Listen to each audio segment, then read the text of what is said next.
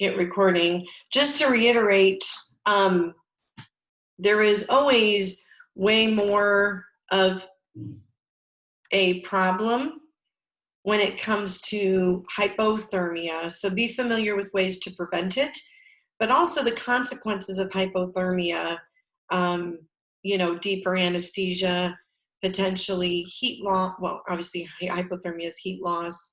It can affect perfusion. There's actually, I didn't mention it yesterday, but delayed wound healing. It can affect wound healing. So, and it can prolong recovery time. The colder your patient is, the longer you're going to be sitting there recovering them.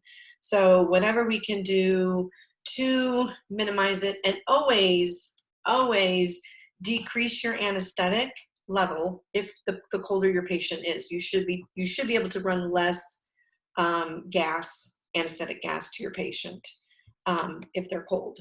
Now, hyperthermia, again, when we're hyperthermic, there is they can get I mentioned yesterday malignant hyperthermia. Now that is a genetic condition of the muscle. They carry the gene. It can come out during anesthesia. There is an old inhalant in my day that we used to use called halothane. And halothane would bring it out. Now they don't use halothane anymore. They only use now isoflurane and sevoflurane. But in my day, halothane could cause this reaction. But if they have like a drug reaction, if for some reason the animal is toxic, like they have a septic abdomen, sometimes the patient can be hyperthermic, and it is, but a malignant hyperthermia is associated with very high temps. Now, you could have gone overzealous on your heat. That's rare, but if for some reason the patient was already warm and it got too hot, if they had a reaction to drugs, that'd probably be the number one on my list. If it was not a septic patient and they started becoming hyperthermic, then I'm like, they're maybe having a drug reaction to something. And for some reason, they cannot dissipate their heat.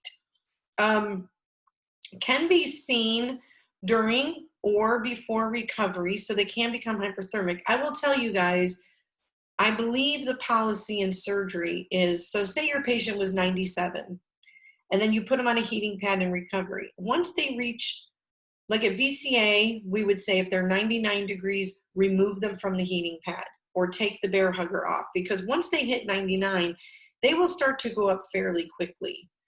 It's rare that their temperature would drop back down. Usually once they hit 99, they should be able to sustain normal temperature. If you forget and you leave them on a heating pad, they can overheat. Normally doesn't happen during the surgery. Normally that's a recovery thing. If you do have hyperthermia, we're typically going to try to put them on chilled fluids. You can actually, in heat stroke, sometimes we'll put a catheter, a feeding tube catheter into the rectum and put cold ice water in the rectum because that will help cool them. You can put them on fans.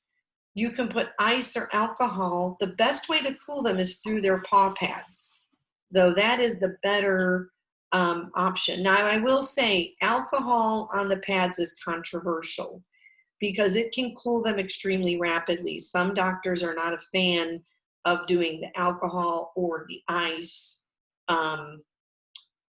Sometimes that goes too fast. Sometimes just cool water is enough. If you can use a reversible agent and you can get drugs kind of out of their system, that is going to potentially help. And if you run more oxygen, oxygen is cooler. So sometimes turning up the oxygen can be an option. And I'm doing that next. So if it's malignant hyperthermia, which humans and pigs are the two that are more predisposed to malignant hyperthermia. Like I had it in that greyhound when I was at Purdue, but it's not normally, super common in greyhounds. I don't want you to think that. But what happens is some muscle relaxants, anesthetics, cause an increase in muscle metabolism, which increases temperature. If they become hot, if they become stiff. Now, I will tell you, there's a lot of times I feel the patient, they feel warm to the touch. Well, even my puppy last night, fell asleep on the couch and he woke up panting, and then he was laying on the couch and he was panting. And I was like, do you have, and he felt really warm. When I took his rectal temperature, he was 100.6. So, I mean, like, there's times I felt a patient and I swear maybe they are hyperthermic and they weren't. But if you feel them and they're stiff and they're warm, the ears and the mucous membranes become very red, what we call injected. So not that nice pink. They can be bright red. Now the carbon dioxide, if you're carbon dioxide, now I have elevated carbon dioxide in a lot of patients for a lot of other reasons, but if you see high CO2 with these other signs, it could be this. And then tachyarrhythmias, this situation will cause them to get an increased heart rate and can predispose them to arrhythmias. The only thing that you can do is you really need to stop anesthesia. So if you're in the middle of surgery,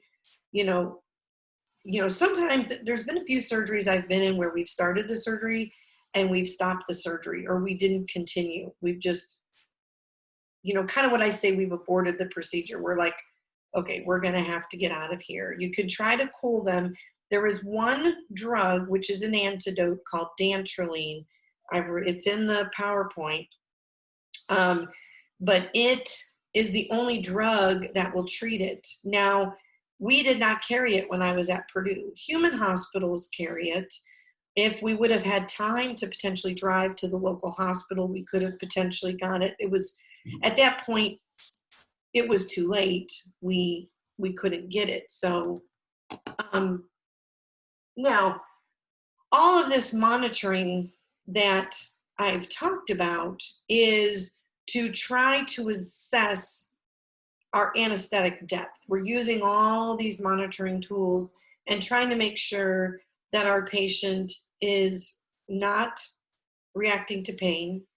And we want them to be immobile and unconscious, but we don't want to actually cause too severe of hypoventilation, hypoxemia, hypothermia. So those are all the things that I mentioned that, that's what we're going to do.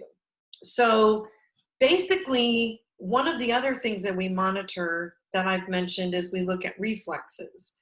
And we know a reflex is an unconscious response to a stimulus. So when an animal is completely awake, they have the protective reflexes, the blink, the swallow, the jaw tone. They can withdraw their paw because if something hurts, they can pull away from it. We know when they're anesthetized, those reflexes should start to diminish, okay, to where normally, stage 3, plane 2, they shouldn't have reflexes, okay? The problem is if we start to get past that stage 3, plane 3, that I talked about. So that's what we're talking about. Now, the ones that we evaluate are, you've got swallowing reflex, you've got the laryngeal reflex, which those are tied together. If they can swallow, they can usually close their larynx. Those usually kind of go together. Pedal is the one where we do the withdrawal. But what we're going to do is we kind of talk about them.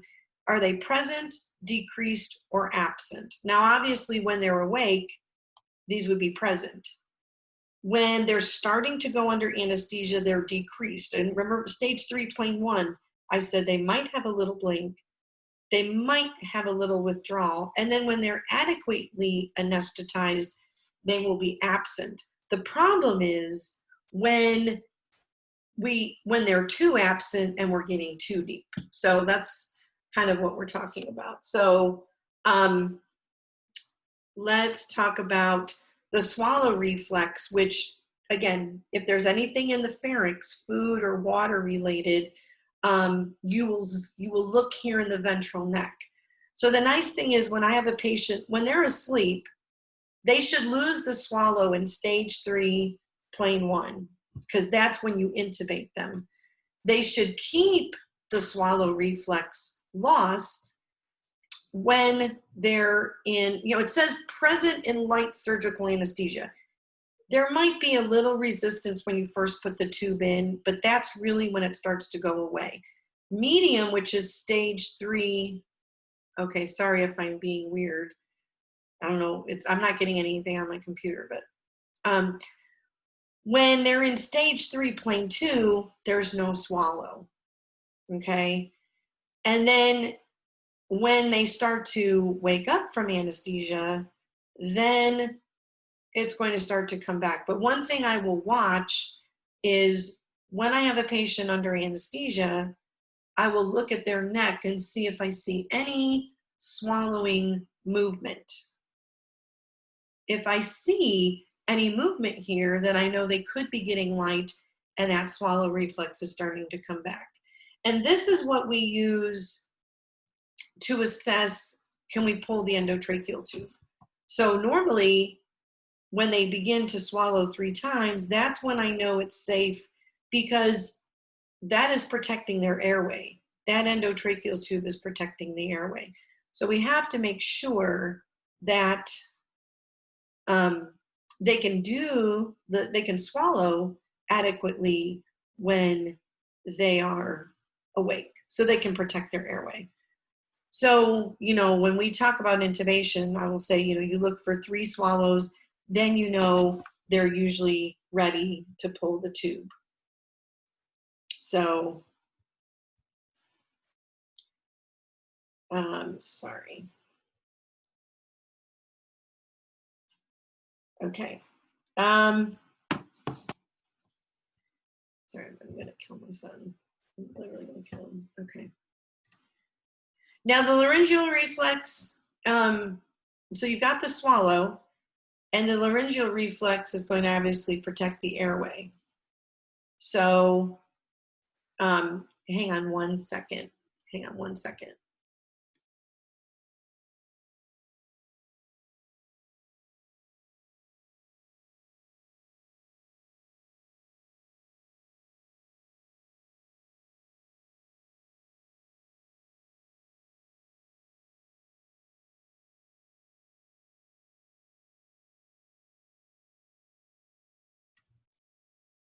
Okay, I'm back.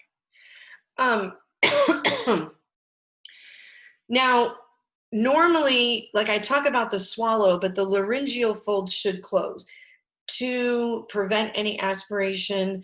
When you guys go to intubate, you're going to start to give the drugs. Sometimes when the patient is too light, you try to put the tube in and they'll try to swallow, or their laryngeal folds will try to close. You usually give them a little more drug till that reflex goes away. And then you're able to intubate. Now, I will say some species, cats and pigs, actually calves as well, have a very strong laryngeal reflex. So when we talk about cat intubation, or if anybody's ever worked in a clinic, we usually drop a little lidocaine back on their vocal cords, because cats are prone to something called laryngospasm. And what can happen is they will shut to the point where the cat can't breathe. And you can't force the tube. Like in a cat, you should never do that. Never try to push through if they're closed, because you can cause trauma and you can cause swelling. So we don't want to cause irritation in a situation where, it's going to cause some problems. So you have to give enough anesthetic to get them through. And again, when they wake up, when you hear the coughing, it's because that reflex is starting to come back, and they're like, there's something in my throat, which is the natural response. So coughing and swallowing sometimes go together. Now, the palpebral, I do a ton under anesthesia, which is just tapping at the medial canthus. And you're not like stabbing, it's just really a light tap, and we're looking for a blink. Sometimes you can rub the eyelash and it'll do the same thing. When you first anesthetize, this is one of the last, I don't want to say one of the last reflexes to go, but they will continue to have a little palpebral when they're light.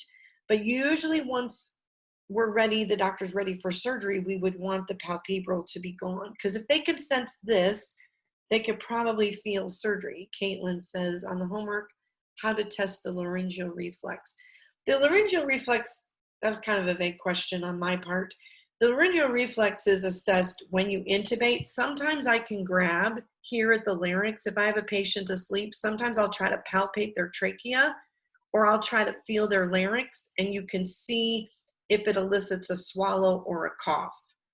If you push here and they start to cough or swallow, then because once they're asleep and their mouth is closed, you're not going to be like looking in the throat going, what's the larynx doing? You're going to be watching for movement, or you're going to be listening for coughing. Okay. So that's what I really wanted for that question. Usually medium anesthesia, the palpebral, which medium is stage 3, plane 2, it goes away. Horses, it's a little bit harder to assess in horses because they have a slower response to it. So usually we use the corneal reflex in horses is a little more accurate. And a ruminant can have a more prominent reflex. But I just want you to know, how do you assess it, and basically what it should be doing in stages of anesthesia. So it should be completely gone in stage 3, plane 2 for most species. And obviously, if there's no blink present, then we have to use our other parameters to figure out, are they in an adequate plane, or are they getting too deep? And it just shows you tapping on the corner of the eye. So I do that quite a bit. You don't want to touch the eyeball. You want to just kind of touch on the edge of the eye. Now the pedal is just looking for pinching a toe, front or back. Usually it's easier on the front if they're doing like a spay, and you just look for them to withdraw. Now this is really only works well for small animals. I mean, you can use it for like exotics. You can use it for a dog or a cat. We don't really pinch the hoof of a horse. You can try to pinch kind of above the coronary band near the fetlock area. You can try to pinch the skin there and see, but it's not as accurate. So basically, if they're first anesthetized, they'll probably have what I'm looking for. They can have a little bit of a pedal, but I don't want to see it very brisk. Okay, so I want it diminished or reduced. In medium anesthesia, which is surgical, it should be gone. But I've seen people kind of like, okay, Miss Landeros, I'm touching the toe like this. I'm like, crank on that. I use my fingernails and I pinch pretty good, or pinch in the toe web. I either crank on a toe or pinch in the toe web. You're not going to hurt them, okay? But I really need to know if they're asleep. So don't be a weenie. Pinch it. It's not going to damage, don't fracture a digit, but if you just pinch it, you should be fine. And you're looking for withdrawal. So that's what I'm assessing. And they show them here just kind of grabbing on a toe. I've seen people when a doctor does a neuro exam, they use hemostats, and they take the hemostat. Are you guys in surgical nursing? No, you already had that? You haven't? Oh, you haven't. Oh, never mind. Well, the only reason I was mentioning it, I was going to talk about, a hemostat. But if you know what a hemostat is, that metal forceps, and you grab the toe. So, but most of the time, I just do it with my fingers or whatnot. Now, here is the corneal reflex. So here's a horse that's anesthetized. And what they've done in this picture, I'm going to go back to the previous slide, but they're dropping some saline on the eyeball. You can do the corneal reflex 2 ways.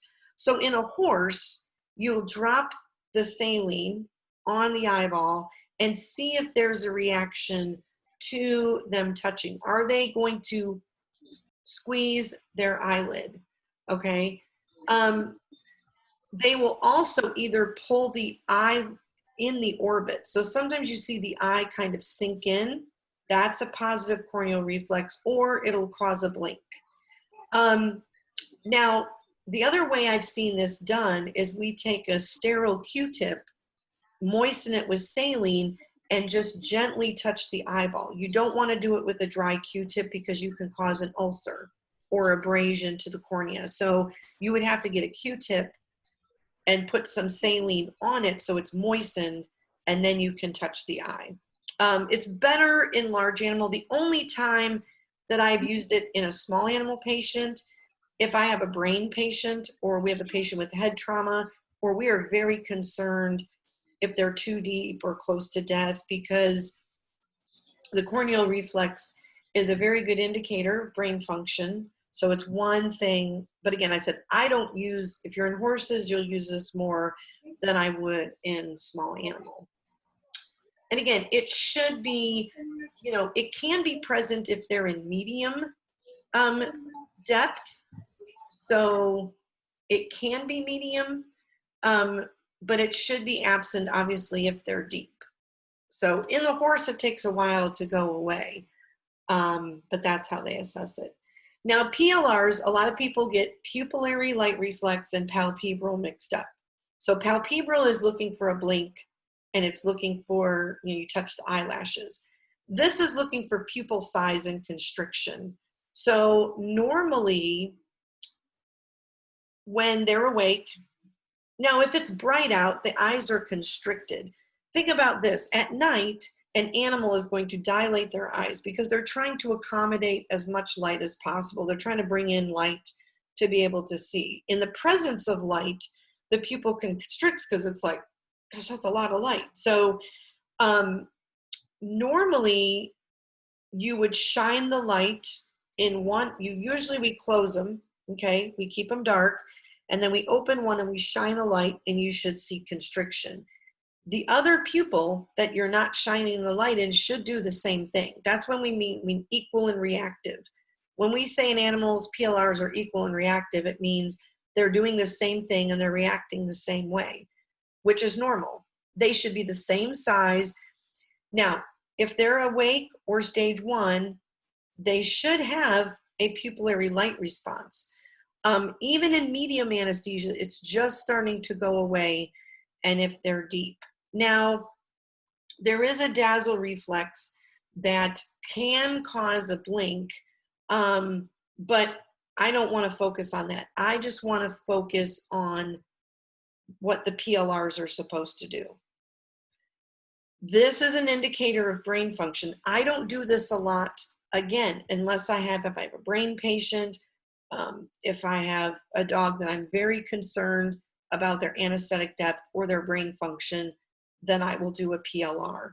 I will tell you, and maybe make a note on this slide, that anesthetic agents, especially opioids, cause pupil dilation. So there are some anesthetics that will make the pupils look more dilated than normal.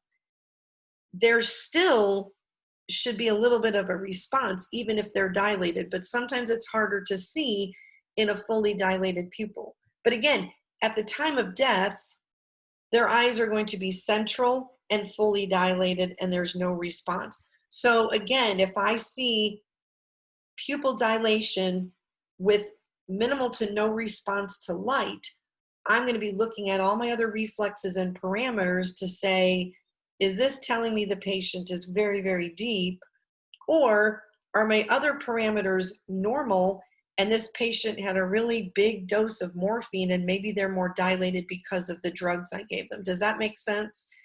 So again, I've been preaching, don't use one value. And are you guys still talking about monitoring in ClinMed 5? No, so you're done with that already? You know, but like in an emergency situation, if you have a hit by car, one of the first things we're doing is a PLR, because if you've got one eyeball like this and one eyeball like this, that's an inappropriate response, and that can be an indicator that there has been some head trauma. Or if I have a brain tumor patient and I see that, I'm like, I don't like that. They have to be doing the same thing, okay? So they can lose, you know, in medium, you just want to see that it's sluggish. It should still be there in medium, but it shouldn't be like, whoop. It should be like a little bit of constriction. Okay. So some other things to look at, I've given you all these parameters and I've given you like the base reflexes, but what are we talking about? Spontaneous movement. Obviously, if you see any type of pulling their legs or shivering, which is what I told you, sometimes I've had a patient that I thought was adequately anesthetized, and all of a sudden I see them start to shiver, and I'm like, oh, okay, you're getting light, because if you can shiver, you have muscle activity. The muscle tone. I don't know how else to say it, but like I said, I can just feel a patient. I can lift their leg, I can feel their jaw, and it tells me a lot. If they're really loosey-goosey, I'm like, they're pretty deep. And I know when I first anesthetize them, they should still have a little muscle tone. Okay, I don't expect them to be very floppy, or not that I want them moving, but that muscle tone is going to start to decrease the deeper they get. So again, feeling a patient, getting an idea of their muscle tone. Eye position, eye position, eye position is one of my favorite things, because that tells me a lot. Again, I'm awake, I roll, I go back up. And nystagmus, normally, do you guys know the nystagmus is the lateral or up and down or lateral eye movements where they go together?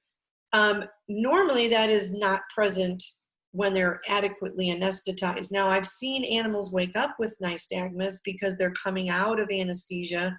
Horses that have nystagmus sometimes have to be resedated, because if a horse tries to stand while they have nystagmus, they can break a leg, they can flip and roll. It can be very dangerous for a horse. So that's okay. So that can be very dangerous. Salivary secretions and lacrimal secretions. So that normally saliva flow should decrease, tearing should decrease. Now, the cholinergic system is stimulated with anesthesia. We're putting the animal in a parasympathetic state, if you think of it that way. And so sometimes those do increase at the beginning of anesthesia, but that should be monitored and decreased. Obviously, I've told you, heart rate and respiratory rates are going to normally go down, but they should kind of go down and level off. If they're continuing to go down, remember, I say if they present with a heart rate of 140 pre-op and you're in surgery and they have a heart rate of 70, that's 50% of their presenting heart rate. That's getting pretty low.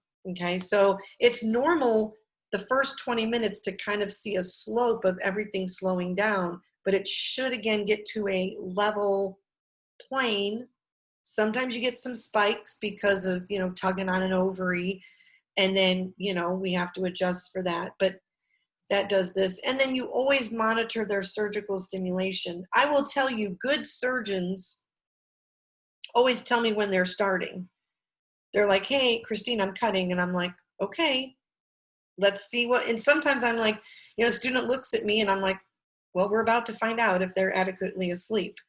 And most of the time we've checked all those values and I'm like, you can go ahead and start. So you can do that. So hang on one second, please. I'm sorry.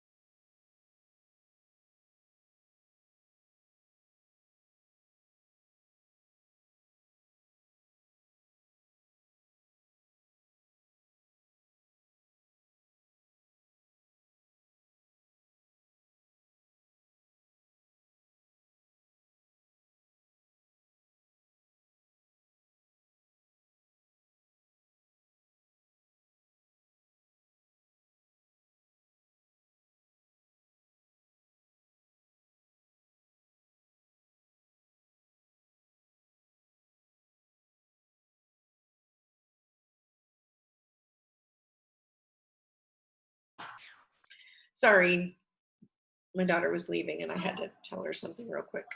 Okay, So this is a really good picture. And this is what I want you to become aware of, that here's an animal that, this is the central position when they're awake. When you first anesthetize them, they're going to be central.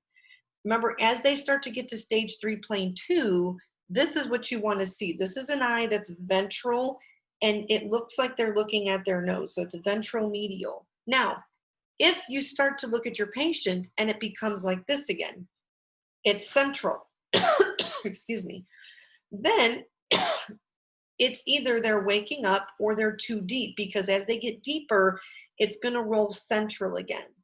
So whenever I have a patient looking at me, and like I said, this tells me a lot, so I keep preaching it to you guys, then I'm going to look at my heart rate and my respiration. If your heart rate's going back up and their eyes are central again and their respiration is going up, then they're probably getting light, and maybe blood pressure's going up.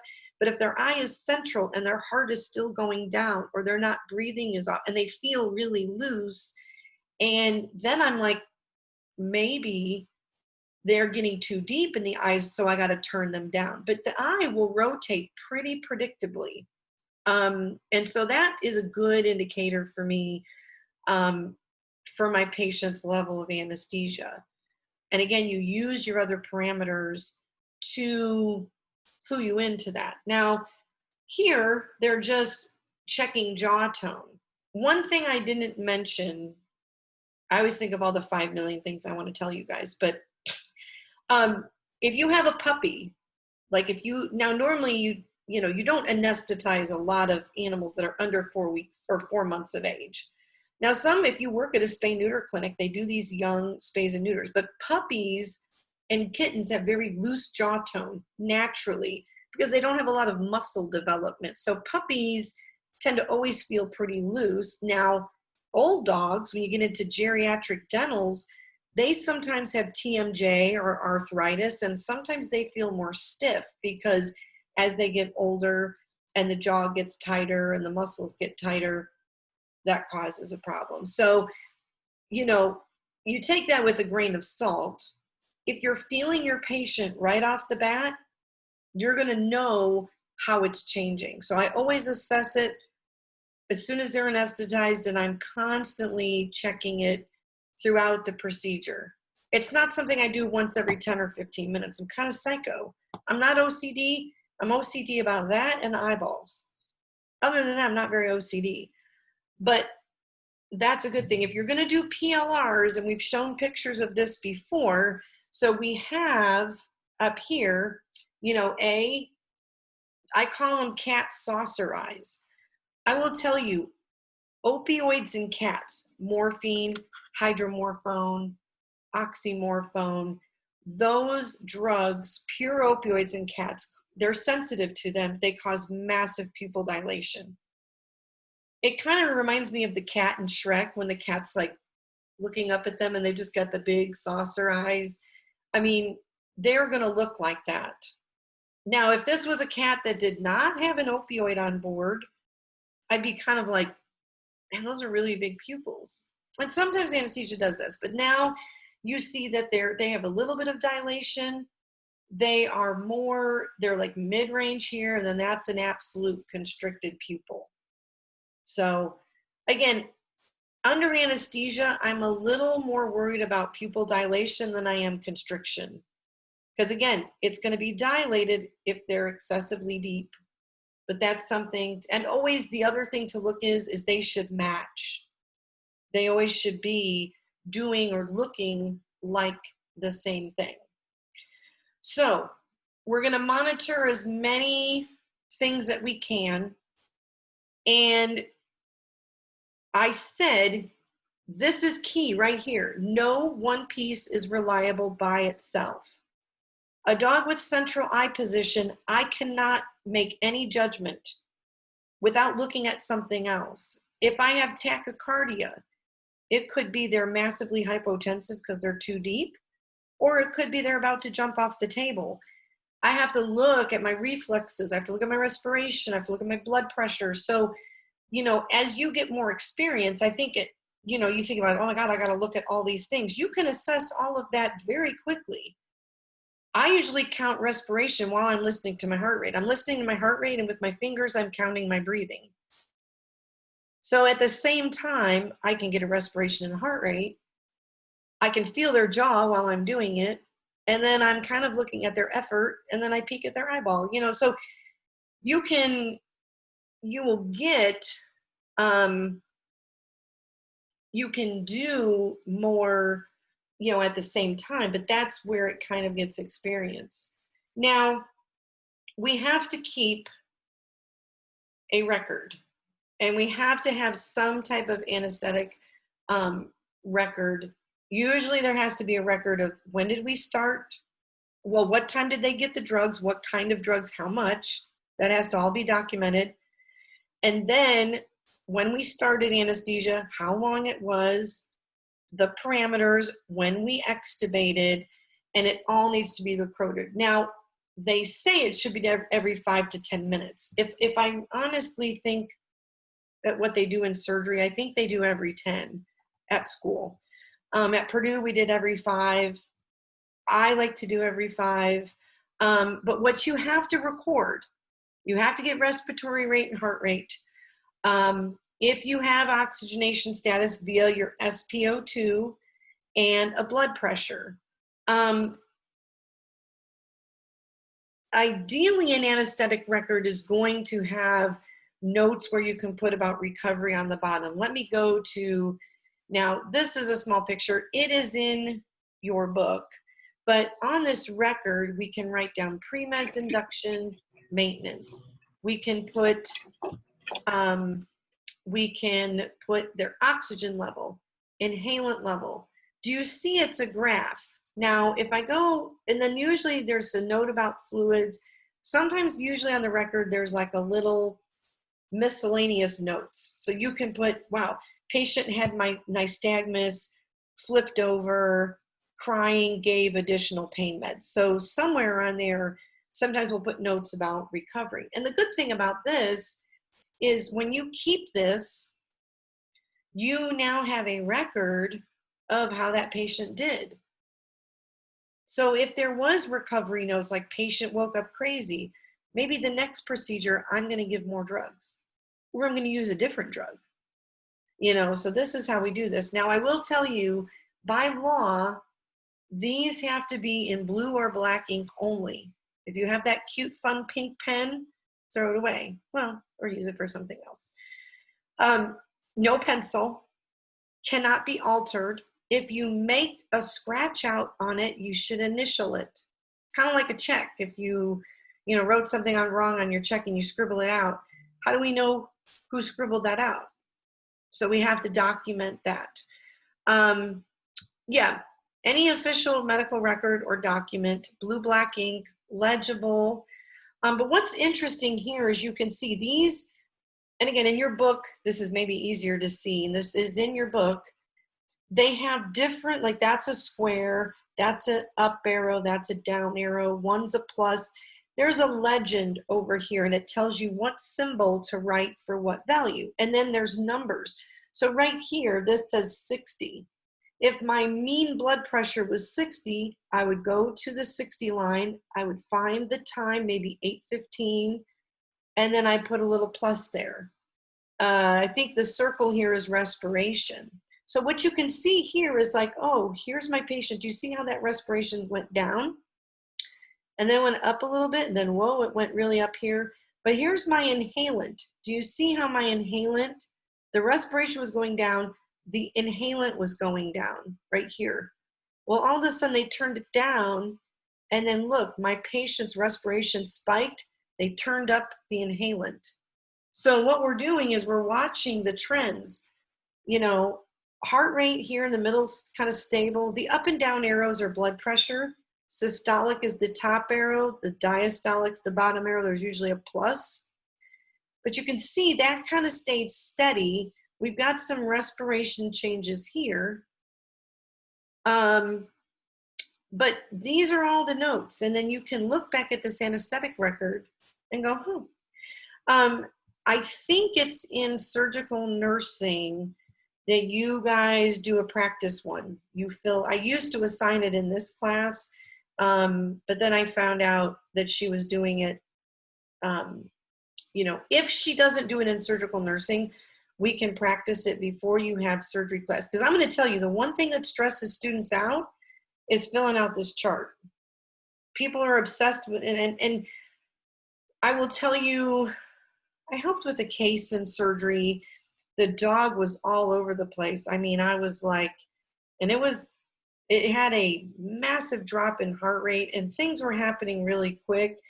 And so now I did have the anesthetist, you know, I didn't push the student out of the way, but I was like, I don't know what's going on with this dog. I got to figure this out. So she was writing things down for me as I was doing things, and I was telling her what to put down. I have had crazy anesthesias where I've wrote things on just a piece of paper real quick, because obviously your patient is the most important. I want a good record. You need a good record. But I have had sometimes to just have a piece of paper that I can write things. I write a time and write something, and then I'll go back in and fill in the gaps. But it wasn't long ago that there was an emergency case at a VCA, and not our VCA, but what I'm saying is they lost a dog under anesthesia due to anesthetic reasons, and the record keeping wasn't tightened up. I know the lady was threatening to sue.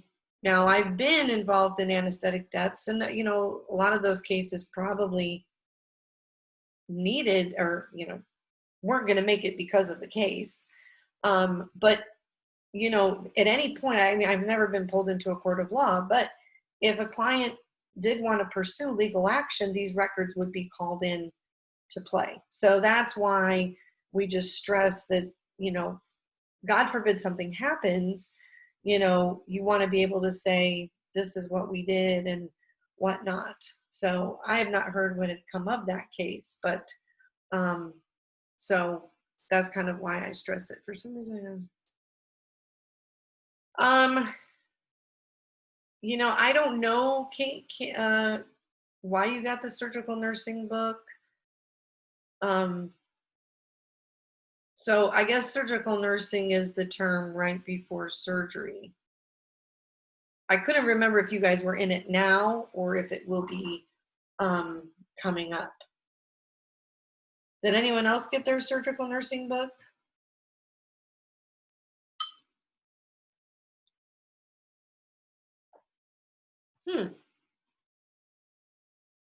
Okay. All right. Well,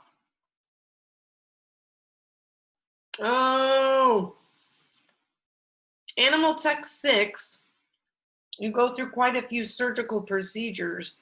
You learn the basics of surgical nursing and surgical nursing, like gowning, gloving, sutures, sterile technique, blah, blah, blah, instruments.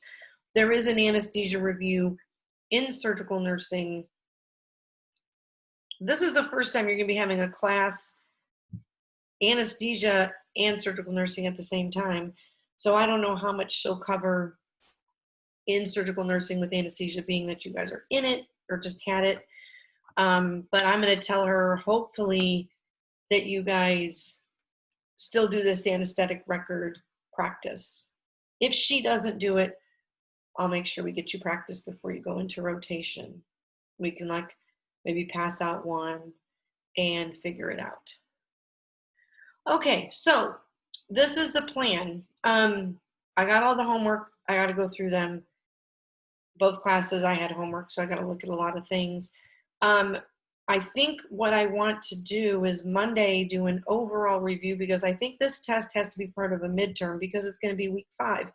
Now I run into it with this class. The sections are kind of big, so I take up a lot of weeks. So my goal is half of this test would be this material, half of it would be, or maybe 75% this. It's going to be more focused on this material and a little bit of review from the last test. But typically, all of my tests, you should be able to view them on Teacheries. I think I keep it open for viewing, so you could be able to go at your old test. But I think Monday we'll go over the homework or answer any key points, and do a little bit of review over. Yeah, I mean, it is a lot of information, but that's why I'm going to send out some stuff about normals. Somebody unmuted. Sorry, somebody unmuted.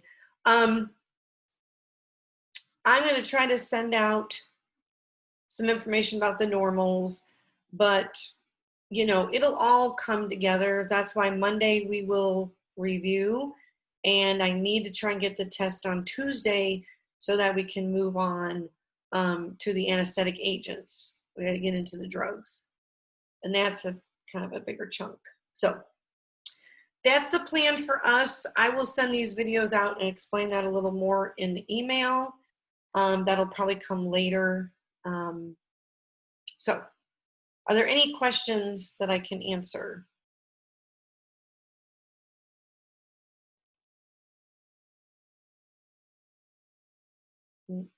Okay, well, if there's no questions, you can email me this weekend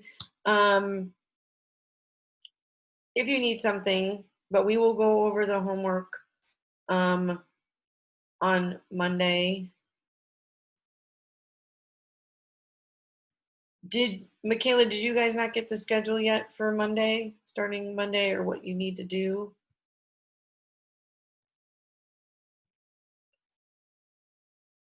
Okay.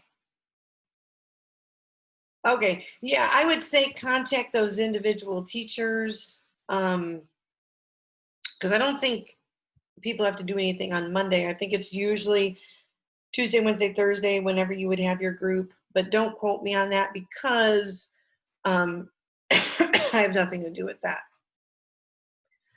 So I would just contact those teachers if you haven't heard from those. Yeah. I was either Ray, you can say it out loud, or Joycelyn, you would have to contact those teachers because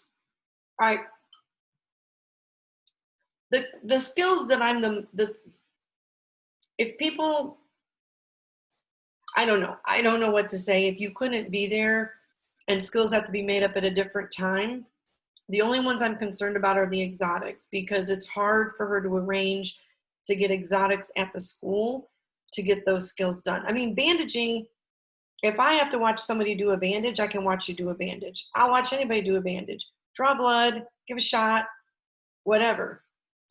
A rat, a rabbit, and especially the bird skill. The bird skill is very difficult because she has to jump through a lot of hoops to get birds at the school. And transporting these animals multiple times gets very stressful on the animal. So if you have concerns, I would definitely, there might be other skills that are easier to repeat if you have to, if you can't make the day. But the bird skill, I don't know. I would just be very upfront with your conflicts.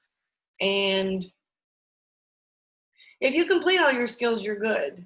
I think, you know, what I have offered to do, and this is just me, if you couldn't get a skill made up and we come back to the building at some point and I'm sitting in my office and you're like, hey, Landeros, I got to do a bandage, or I have to look at a blood smear, or I have to do a urine, you know, I will go watch you do it and sign off on it. I think we're going to try to put in place a plan that if we have to, it could be like any teacher see you do it. I'm an RVT, I can sign, even if I didn't teach it to you. The only thing that I cannot do or I'm not comfortable with is the exotics. And that's kind of Nemer's show. So she's very particular about when the animals are in the building, how many times they're handled, how they're transported. So other than that, if you don't get something done, it just has to be completed before you graduate. But if you're able to come in for all the scheduled days and you get them done, then you're fine. This would be only for people that had like an extenuating circumstance, like Joycelyn, or if someone was sick, like if you were quarantined and you were exposed and you couldn't come to school, we got to get those skills made up. You know what I mean? But we're hopefully everybody can get in and get skills done, and that's not an issue. But Michaela, I'm not sure. You have a few skills in Tech 6. I think you guys have to make up Tech 5. What else am I missing? Clean Lab 4? Don't you guys have to do the micro project? Okay. I'm going to tell you something about sorry, I'm eating breakfast. I'm going to tell you something about Lab 4. The micro project is another one that is very time-based because you have to swap something, it has to grow, you have to reculture it. If you have an issue getting that skill done, it could potentially be recreated. It's kind of cumbersome because it's not a one-day thing. This is multiple days because your bacteria doesn't grow, it's got to grow and incubate, and you have to do several steps. So that skill is another one that's a little more difficult. But I've done that. I've taught that class. I've done that project. So I already told Gray, because she's got a lot going on, that if I need to come in and help people do the micro project, I can do it. But that's another one besides exotics. That's probably the other hardest skill to get made up because, and it also takes supplies. We have to get culture plates in, and we have to order those. We don't keep them they're in stock, but they don't stay good forever. So there's some hoops to jump for that too. So hopefully the teachers for the classes that you have skills in have told you what you need to do, and hopefully you have an idea of what you missed. If we have to, you would be given a list. Here's all this is what we used to do at Purdue. The students had, at the last 6 months of the program, they got a list of any outstanding skills that they had not completed. And they had 6 months to complete them before graduation. They could find any technician in the hospital that could get the skill done. So, I don't know if that's going to get approved on our part, but I know that us as teachers are all willing to help you guys get the skills done. Like I said, even if it doesn't have anything to do with me, most of us are comfortable doing, everything. Not a fan of rats and rodents. I don't mind birds and I don't mind snakes. But I'm not a fan of little beady-eyed creatures. But then again, I was waiting for you to say something, Ashlyn. I was like, as soon as I said that, I'm like, how long till Ashlyn makes a comment? And she goes, no. Well, how you feel about them is how I feel about rats and mice. No, thank you. No, thank you. So, yeah. And I know a lot of people don't like birds. And for some reason, I don't. My old boss used to work on birds. So I have some bird experience. Not extensive exotic experience, but I've worked with 2 doctors that have dabbled in exotics. So I remember that, Ashlyn. I think I was there when you did that. It's okay. It's okay. So I would just say, talk to your teachers in those classes. Try to make yourself a schedule on when you have to be there. Because nobody's lab class should interfere with my Zoom, but if you're having to go to school to be there for lab and you're supposed to be there for me for Zoom, I know, one suggestion was have your laptop in the car and you watch Zoom and then you go in and do your class. Well, you guys know I record all lectures, so if for something happened where you were in transit, okay, good. I was hoping the teachers that was our concern, that of us that have lecture classes. I'm like, is it going to cause a problem for people going in for skills, but then they have to be Zooming for me? So we needed to have it where it wasn't a conflict. So I'm glad they made that adjustment. That's good. Oh, okay. Yeah, and hopefully, if someone has an extenuating travel circumstance or some kind of circumstance, I would just communicate, to the teachers involved and see what can be worked out. See what can be worked out. Yeah. I mean, like I said, if you're having some travel issue and you can't be there for Zoom for me and you communicate, I'm not going to penalize you. We're going to figure this out. We're going to figure it out. We're going to figure it out. So, yeah. Yeah, I don't know what days. I think they're supposed to send us your schedule because I don't know what days people are which, but we'll figure it out.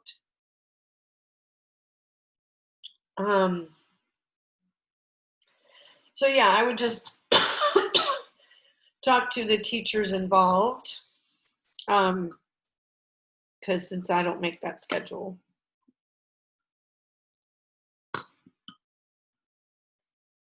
Does anyone have any other questions about that or something I can answer? Caitlin, I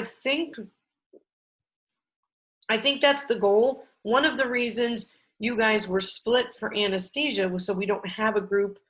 Remember, I had you guys all together for ClinMed 4, all in 114. That was too big. So we split you guys. So I would have an anesthesia A and an anesthesia B. So we could put potentially more space, but we have to wait for the governor, because if they still say only 10 people can be together, then you see what I'm saying? Like, would we split you up in 4s? Like, so I think, Caitlin, it's tentative. I mean, I think everybody hopes that's the goal. We just have to see, like, if there was a resurgence, as you start to open things up, they're trying to see, is that going to cause a spike? Do we have to go backwards again? I hope not. I think we're moving in the right direction and people are being smart. So that's, yeah. Yeah, I think she may have sent something to me.